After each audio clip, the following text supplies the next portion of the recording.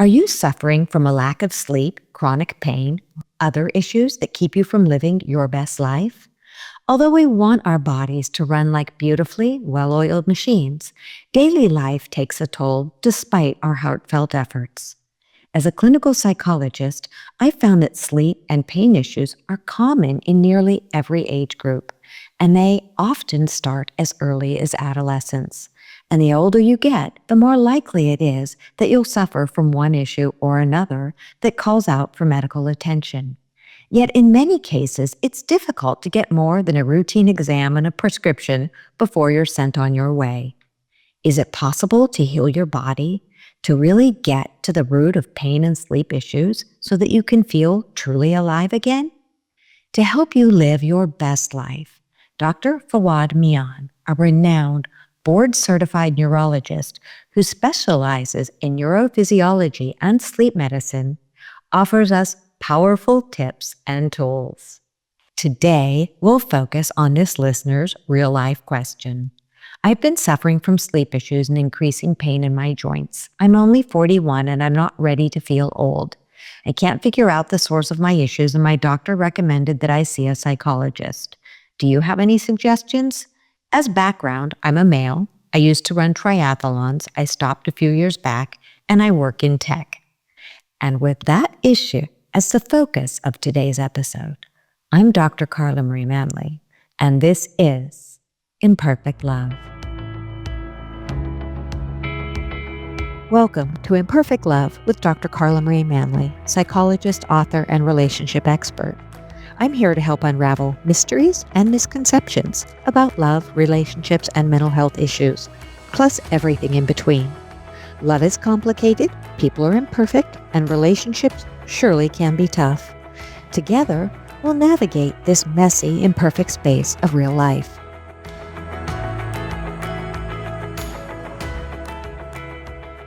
Today, I'm joined by a tremendous special guest, Dr. Fawad Mian, who will guide us into the world of healing. Hello, Dr. Mian. How are you? Good. How are you?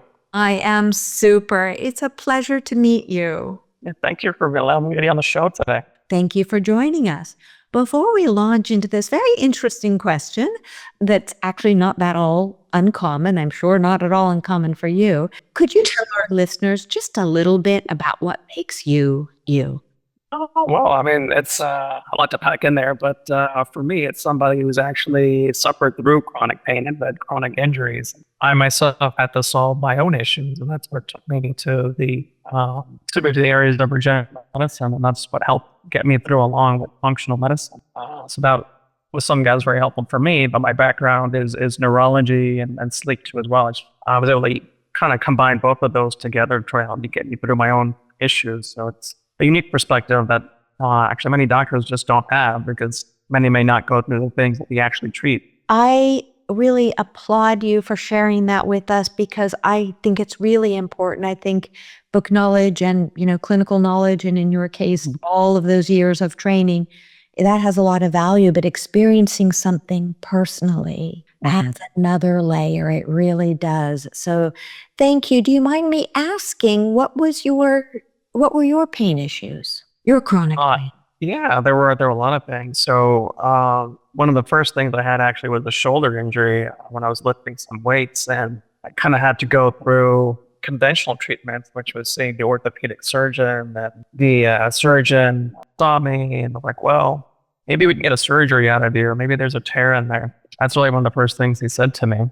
And I did the imaging, the MRIs, the X-rays, and just found a lot of arthritis like in the joint. And so they did some steroid injections, and that gave me temporary relief. Actually didn't fix my problems. I couldn't sleep on my shoulder, or I couldn't reach above my head.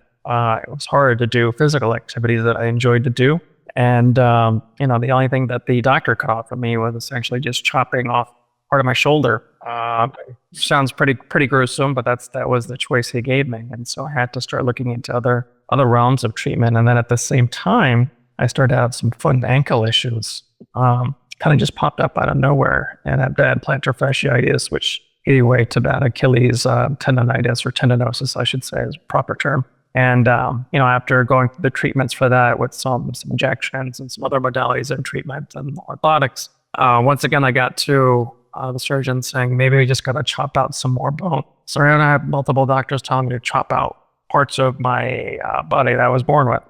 Having gone through surgeries and seeing that, you're not going to be the same after the surgery, regardless of what you do. It's not something that I chose to do. I started looking into other alternative treatments, and I stumbled on something many years ago when there were a few resources called prolotherapy. And the idea behind that was trying to stimulate healing by using your body's own power to do that through different injections. And started learning more about platelet-rich plasma, PRP, and autologous stem cell therapy for myself. For my foot and ankle issues, I had to do a lot of rounds of PRP and prolotherapy to help overcome that for my foot and ankle issues, because I was walking around with shoes that were uncomfortable and that would make my problems worse. Expensive orthotics. It was hard to walk anywhere, and going up and down the stairs was an adventure.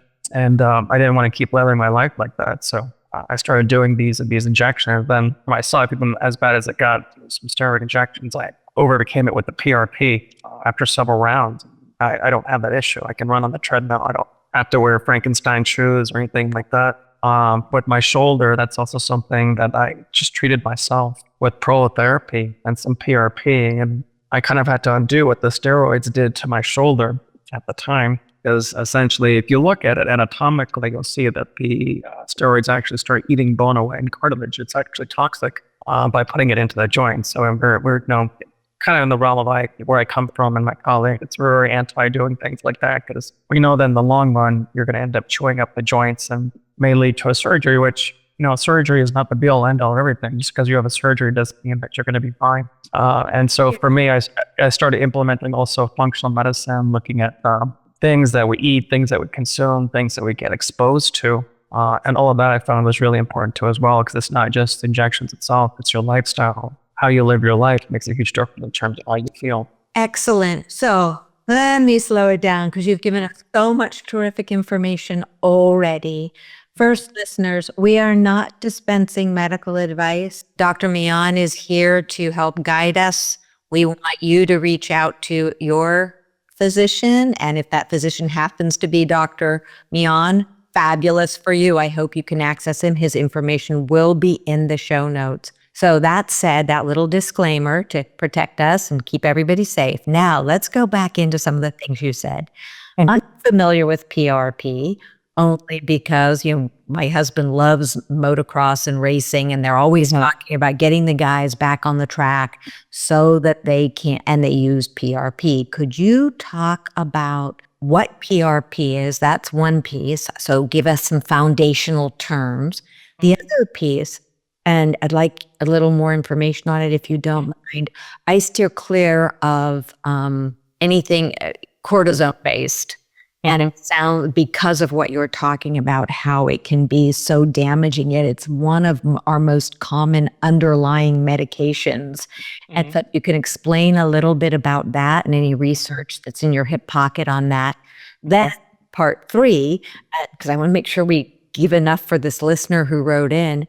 I am fascinated, because I'm a very mind, body, spirit person, when you brought up diet. So if we're able to weave in some of the diet and touch upon sleep along the way, that's a tall order. So back in your court. Okay, great. So I'm trying to remember all the questions in my head, but to the first question, PRP is called platelet-rich plasma. And so, the idea behind this was actually born out of dental work back in the 90s. And so that was trying to help heal tissue, like in the gums, essentially. But in the realm of musculoskeletal medicine, which is what I'm kind of referring to, is essentially what happens is we draw a certain amount of blood. We'll use a centrifuge to spin that blood down to concentrate the platelets, which contain a lot of growth factors. And then in terms of what we do is we'll use image guidance to inject it back into the areas of damage that we visualize. A lot of times it'll be ultrasound. For some other folks, that might also be a fluoroscopic machine. But what this really means is that we're taking your body's own natural healing ability, its own cells, to try to help heal yourself, which actually will help with the tissues healing and getting better ultimately, versus putting in something that is toxic, which kind of segues way to, I guess, maybe the third question. And so steroids in and of themselves, even though they're very potent anti-inflammatory medications, the problem with all of this is that they're used in such large quantities and dosages that they actually cause physical damage to you. I kind of didn't really think much of it until I actually saw it on my own body to see what happened to it. And so, even looking at like some scientific studies, they talk about epidural injections for the spine, right? And so there's a reason why they limit it to like 3 a year, not just because of insurance to a certain extent, but they extrapolated the data because with each injection of steroid that you get in there, there's a 25% increased risk of vertebral fracture or spine fracture by injecting this stuff. Oh my goodness, I didn't know that. Yeah, so it can be quite noxious. And then, for those folks that are getting the steroid injections into their knees, they're accelerating, the destructive damage in their knee that will eventually lead to a knee replacement too as well. So it's not something that it's not something we want to be, injecting into joints in general. So if I hear you right, putting in steroid, short-term gain, gain is temporary pain relief, and long-term, it's really eroding your body's natural protective systems. Did I get that right? Yeah, absolutely. And sometimes I kind of look at patients like, okay, you're going to get that instant gratification maybe for like a little bit, which is very short-lived, even for like a lot of people. But in the long run, it's going to do you more damage. Whereas with these regenerative treatments, ultimately, you're not going to get that instant gratification. It takes time to get better by doing these things. But ultimately, you feel better, your tissues are better, your joints are better, and you do much better in the long run versus pumping in these steroids repeatedly. And that makes sense because you're the PRP, you're taking out your blood, you're spinning it, you're harvesting the platelets, you're injecting the platelets back into the area that needs them. And then the tissues are going to grow and form and heal around that area. So that will take time. Yes. Patience and maybe some rest while this is. How many treatments for someone, say, who has a shoulder issue?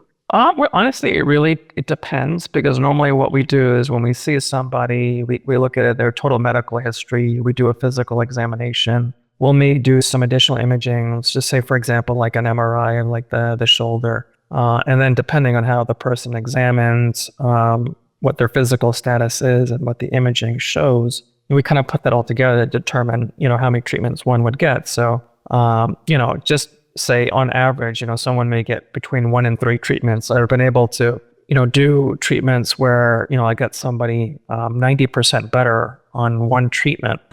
For somebody who, just give you an example of somebody we had who did a lot of physical labor, essentially. So he needs to be able to utilize his arms, his shoulders to do his work. And if you looked at the imaging on this individual's shoulder and the way he examined, it would look like he would need surgery, but we kept him out of surgery.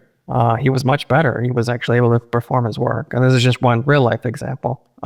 So it can vary from person to person. But I would say on average, somewhere between 1 and 3 times, depending on where they're at with everything. That's fantastic. Now I have a question for you. When we think about the listener, the person who wrote in, sounds like they were a triathlete, high functioning now, and it's not so curious. I've had physicians refer people to me for phantom pain or when they can't find something on an image. What do you suggest for someone who's starting to feel, I don't know how rigorous this person's life was, but triathletes often, they're pretty tough on their bodies, even if they're taking care of them well. It's not an easy sport.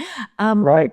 What are your thoughts on something like that for someone who's having chronic pain, but they can't find the roots of it? Is this kind of regenerative medicine helpful in cases like that? Well, yes. And also I think functional medicine to a certain extent, because, I want to know if this individual, do they have pain throughout their entire body? Is it limited to a couple of different parts? That would be helpful to know, because if there are those areas of damage, those can be treated with regenerative treatments such as PRP, stem cells, or prolotherapy. But the other thing you'd probably also want to know is, what's the person's functional movement status, number one. How are they moving? Because if there's dysfunctional movement, that's going to lead to dysfunctional joints. That's one thing. Second thing is, what is the person consuming? And this doesn't mean that, you're eating at Burger King or McDonald's all the time, which I doubt a triathlete would be doing. But it could also be common things that we consume, like just an example, multi-grain bread, say, for instance, if they're eating something that's wheat-based.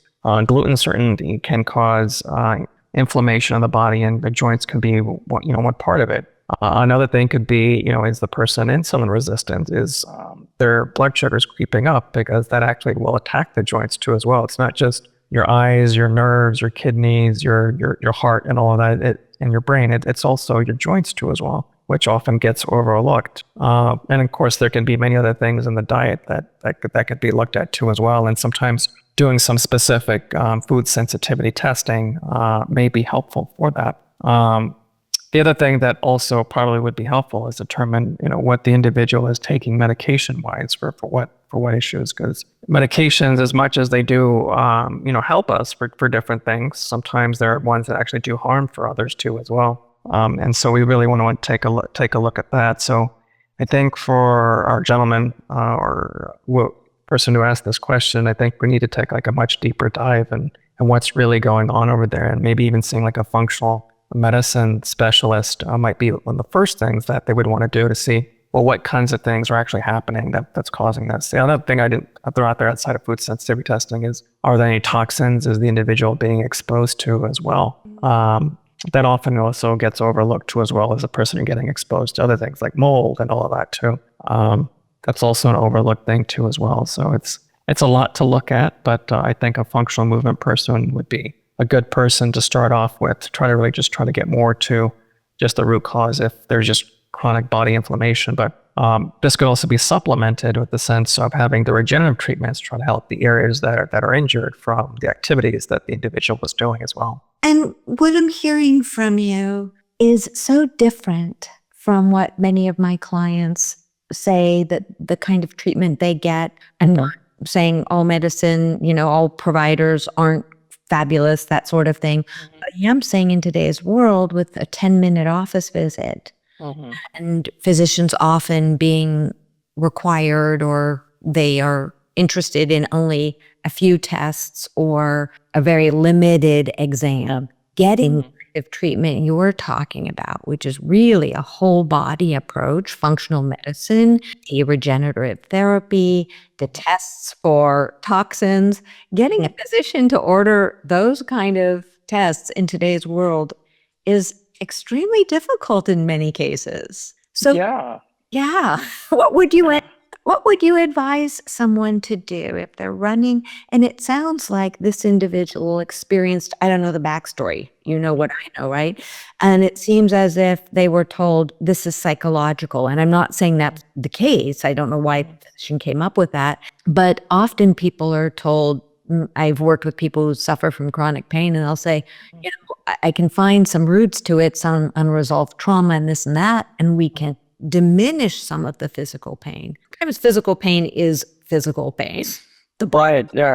So what would you say if somebody's running up against a wall in getting assistance from the medical community in their area? Well, number one, you got to do the best you can with what you have in terms of what's around there. But then maybe it might also be worth just trying to seek out a functional medicine provider to start off with. Even though it's off the beaten path, but for some people that can pay huge dividends. That would be honestly the very, very first thing I would do, especially if you feel like you've kind of gone through several doctors and all telling you the same thing, that it's all in your head. Sometimes there are psychosomatic things too as well, but you want to make sure that you're not missing anything and you're leaving no stone unturned before you say something like that. Could you define functional medicine and what you would recommend that somebody looks out for as they're finding this provider who will look at how they're moving and look at all of these important pieces? Your definition, please, and your suggestions. Well, for me, functional medicine, as you mentioned, is trying to get to the root cause of things. There's a lot of deeper dives, a lot of digging, a lot more physiology-based stuff, which kind of sounds a little bit more like nerdy science to the listener or whatnot. But we dive into those things a lot more so than you ever would if you were having the traditional office visit. And so By doing so, we're able to look at many different things that would be helpful to the individual in terms of overcoming their issues when the traditional medical model fails them, ultimately. Thank you for that lovely explanation, because it's important the way you say that sometimes the medical system does fail us. And often when we're hurting the most, when we don't feel like we can advocate for ourselves or do that heavy lifting of finding the right journal. And often for many people, finances shut the door where they don't have the money to do PRP injections and those. But generally, if I understand the system as it is right now, those are generally not something you're going to find in your traditional doctor's office that you're going to go in and that's going to be covered for you. Yeah, that is true. The insurance companies, deem whatever it is that they feel is, I guess, acceptable, even though it may not be acceptable to us. And so, the way that the whole paradigm is set up, we're kind of forced to do whatever is in there, and then it just really limits our options, unfortunately. And sometimes we try to do the workarounds the best we can with that, but there are also just plenty of doctors that may not have the time or the ability to do the workarounds for people too as well, because they could be overwhelmed for how the system actually is affecting them and creating difficulties and making things where a patient becomes a number, not so much a person. I hear you on that. That's very true and very unfortunate. So let's take a pivot to more of the diet issues that you might see that are common. I'm wondering what you see with issues like alcohol, perhaps cannabis use, anything that could be a red flag for somebody, and also then pivoting into sleep issues. Sure. Some of my unpopular opinions, that I give them out for many years, for instance, is on alcohol. And usually nobody likes me when I say this, but alcohol actually is a toxin. We do know that it does cause damage to the brain because there's even diseases that are named after it. But alcohol, can also break down your nerves too as well and cause damage there and lead to actually having chronic pain. There's actually neuropathy that actually is derived from that too as well. And if you have dysfunctional nerves, well, you're also innervating your joints, your muscles too as well. So you could start having problems ultimately with that. I think in terms of things like cannabis, like you mentioned, kind of what I see more with that tends to be a little more on the neurological realm, where even though some people may be trying to use it to calm their anxieties and their fears, I do also see people that, for instance, and this is not so much regenerative medicine or functional medicine, but more neurology based, but I'll see people who have seizures or cognitive issues taking this too as well, especially when they're combining it with other things. So it's kind of something where I would tread very lightly in terms of utilizing these things without a very good reason and without the supervision that one would need. Thank you for your honest answers. And just to emphasize your point on alcohol, this is not to shame or blame anybody out there, but I remember when I was doing research for my first book, Joy from Fear, where at the time the research out showed up to 2 to 3 drinks a day, depending upon your. And then, just as my book was heading to print, out came this beautiful research that was not funded by anyone who had a food or beverage interest. And it was saying no, and no alcohol, regardless of how old you are. Men can tolerate a tiny bit, but women, please stop using. I realize, and I'm with you, it is a very unpopular approach, but unpopular doesn't mean it's not true. And it isn't. So I'm with you on that. I think that the more people can abstain from chronic alcohol use, daily alcohol use, the better. So thank you for pointing that out. Thank you for the discussion on cannabis, especially with THC being so much higher today. We don't want to think that gummies and all the forms that it comes in makes it any less of possible form of hardship for the body, mind, or spirit. So, and I'll said there. All right. Anything, what are your thoughts on sugar and sugar possibly refined sugars possibly contributing to inflammation? Oh yeah. I mean, there was a long time ago I went to a conference and the speaker said sugar is the devil, literally. But sugar, added sugar in particular, causes a lot of problems. We're talking about insulin resistance that kind of segues into chronic inflammation in the body.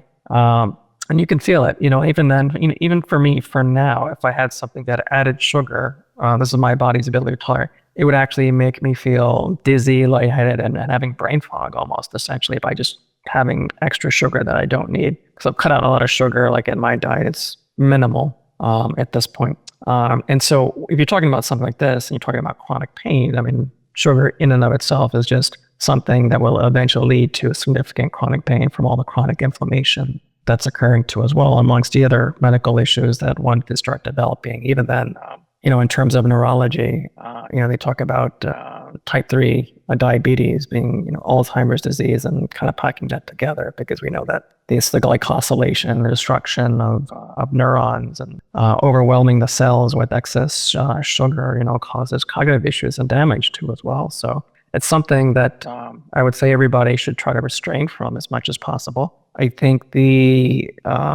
unfortunately, for instance, like if you go out and you want to get something to eat or drink, and you go to some of these places, say like a mall or somewhere else, you look at like all of the beverages and the food that have all this excess sugar, look at the bubble teas and things like that. They're like, okay, it looks kind of nice, but it's a lot of sugar that's packed in there. Or you go to, certain coffee shops, which I will not name, but we all know they're there and we've been to them. It's a lot of sugar in those drinks. It's something that also can lead to obesity too as well. And, that's going to tax your, to what we're talking about, it's going to tax your joints ultimately by having that. So really trying to minimize that is really important ultimately, I think, for a lot of people. It takes a lot of restraint and willpower to do that. Absolutely, it does. And I think I'm thinking of the listener's question where they're a triathlete, and I've known many athletes who slam the Gatorades, mention a brand, slam energy drinks, the adrenaline spiking ones, the sugar bars, the protein bars. If you stop and take a look at those labels, sometimes you're just ingesting massive amounts of sugar disguised as a natural or healthy drink or protein bar. And so thank you for calling attention to how sugar, we want to be aware of where it sneaks in. Fruits, great. Wonderful way to get some natural sugar, but all of them additives. So thank you. Now let's pivot to sleep. Sure. Yeah. So for sleep, the way that I look at sleep is, I got to say, well, is a person having difficulty falling asleep or staying asleep? That's a big distinction to make, because it kind of makes me think of like different things. And, even outside of, some of the stuff that we're talking about, are there like intrinsic sleep issues that are also occurring too as well? I just give you one example, say like restless legs or periodic limb movements. That's the uncomfortable feelings that people have in their legs and their feet. So if we're talking that in relation to say like chronic pain or chronic back issues or chronic neuropathic issues, I would say, has any of that been looked into at all?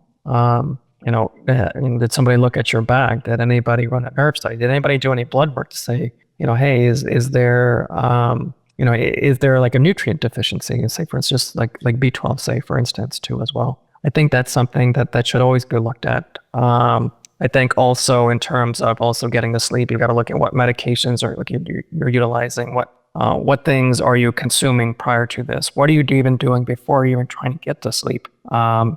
More often than not, you'll see that a lot of people may not have the best habits in the world prior to going to sleep in general. I think as technology is kind of advancing too as well, I think that's gotten progressively worse. Just give you like one quick example.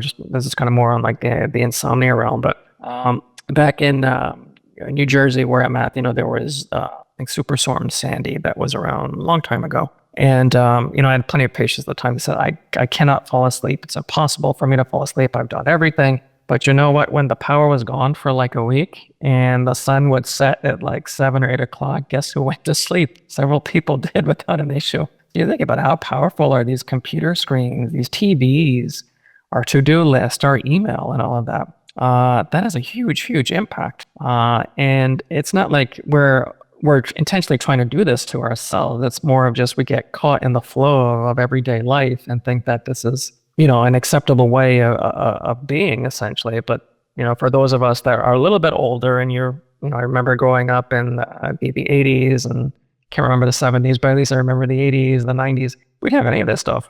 I think it was less of an issue back then than it is now because there was nothing to really look at. You had a computer, but nobody stared at a computer till really late at that time. So I think that's very different. I think segueing into like another sleep issue too as well is how well is a sleep person consolidating their sleep? The elephant in the room is always going to be sleep apnea for people too as well. So I would say, hey, have you ever had a sleep study looking for sleep apnea?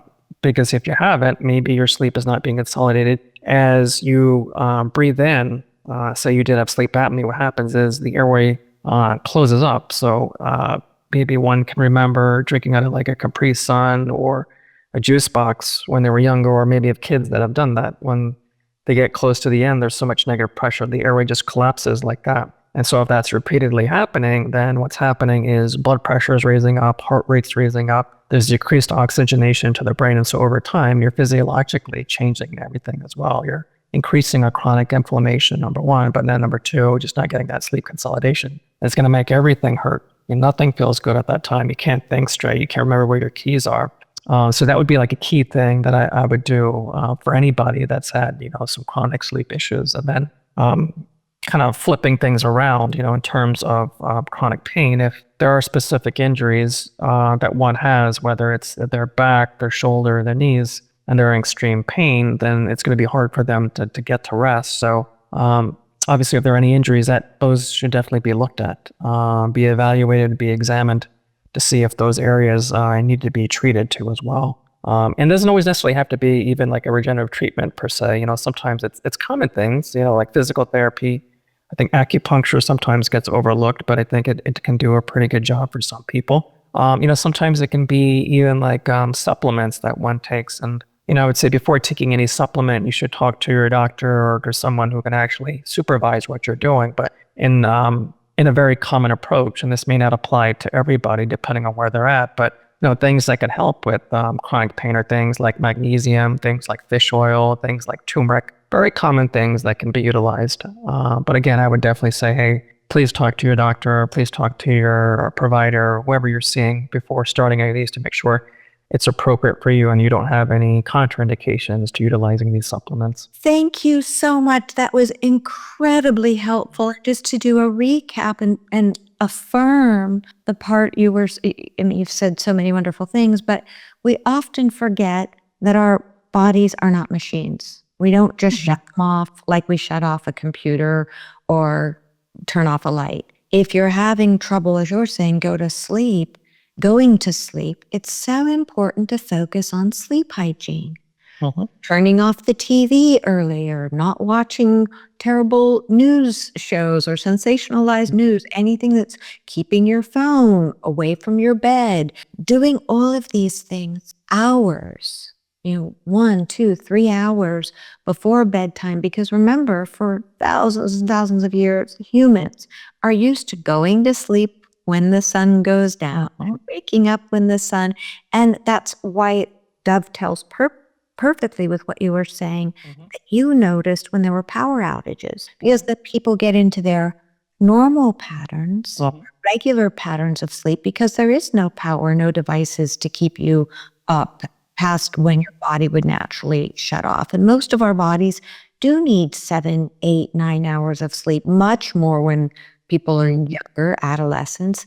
So thank you for highlighting that. And I also love the piece about with sleep hygiene, that if you get used to a ritual, for me, I brush, I floss, I do my stretching, I have my whole little routine that helps my body, mind, and spirit. I do my little meditation, everything winds down. So if we do those, and also, as you said, rule out sleep apnea tests are one that doctors usually are willing to do, because they're fairly easy. And so thank you for highlighting that and the associated risks if you don't have sleep apnea diagnosed.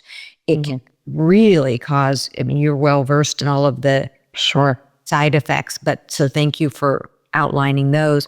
And then the piece where you highlighted that if you have chronic pain, it may be part of the whole cycle, because if you're not sleeping, you feel foggy, then you hurt more, and then you don't sleep well, and then it just vicious cycle. So my goodness, you have given us so much information.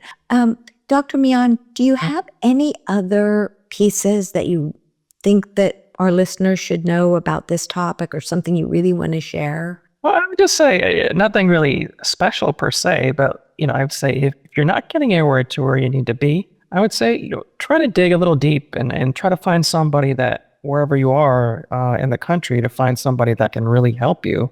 Look outside of the box. I think that box, it's easier to get out of more often than not nowadays than it ever was before. And there are more resources that are available.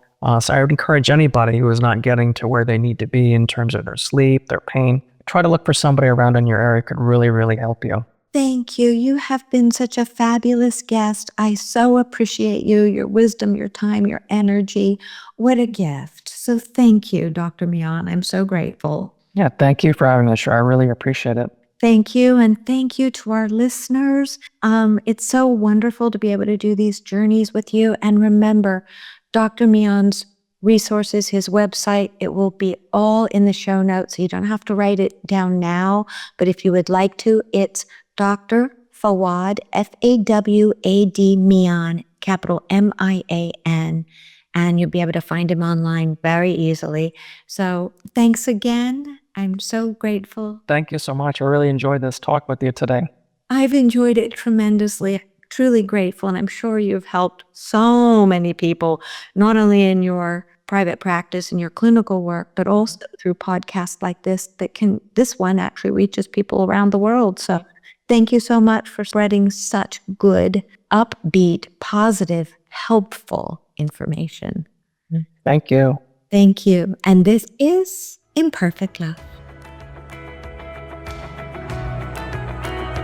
Thanks so much for sharing your time with me today. Remember, you have the power to transform your life and love fearlessly, if imperfectly, and it's my privilege to help you along the way.